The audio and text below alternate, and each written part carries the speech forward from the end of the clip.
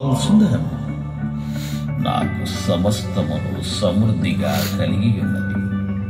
ఫిలిప్పీలకు వ్రాసిన లేఖ 4వ అధ్యాయము 18వ వచనము.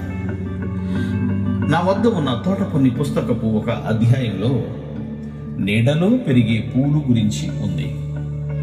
తోటలో ఇప్పుడు సూర్యరశ్మి పడని భాగాలను ఎలా ఉపయోగించాలి అనే విషయం గురించి అందులో వ్రాసి ఉంది. కొన్ని పూజాతులు ఇలాంటి చీకటికి మారుమూల ప్రాంతాలకి భయపడబట. నిజానికి అలాంటి చోట్లనే అవి బాగా పుష్పిస్తాయట. ఆత్మీయ ప్రపంచంలో కూడా ఇలాంటివే ఉంటాయి. ఇహలోకపు పరిస్థితులు విషమించినప్పుడే అవి పుష్పిస్తాయి. అవి దిగులు మబ్బులు కమ్మి మసకేసినప్పుడే విరబోస్తాయి.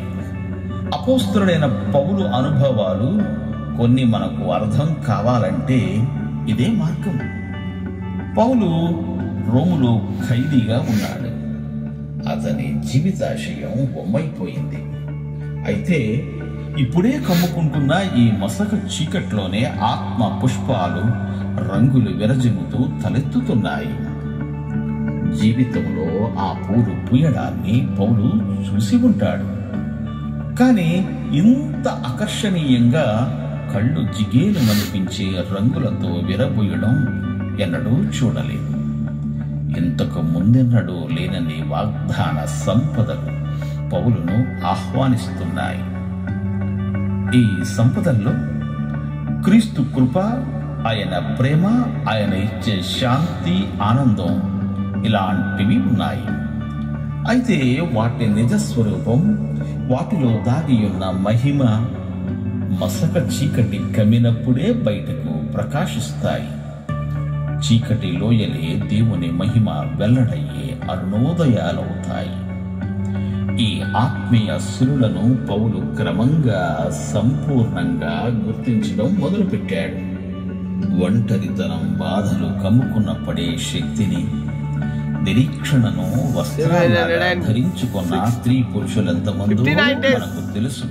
అలాంటి వాళ్ళను మీ ఇష్టం వచ్చిన చోట బంధించవచ్చు. ఎల్లప్పుడూ వాళ్ళతోనే ఉంటాయి. వాటిని వారి నుండి వేరు చేయాలి. వారికున్న సమస్తాన్ని నాశనం చెయ్యవచ్చు. అయితే వారి ఎదుట ఎడారి ప్రదేశం, ఒంటరితనం ఉత్సాహంతో గంతులు వేస్తాయి. అరణ్య ప్రాంతాలు గులాబీల్లా వికసించి ఆనందిస్తాయి. ప్రతి పుష్పము అది సూర్యకాంతిలో అటు ఇటు ఊగేటప్పుడు దాని నీడ ఎక్కడో ఒక చోట పడుతూనే ఉంటుంది.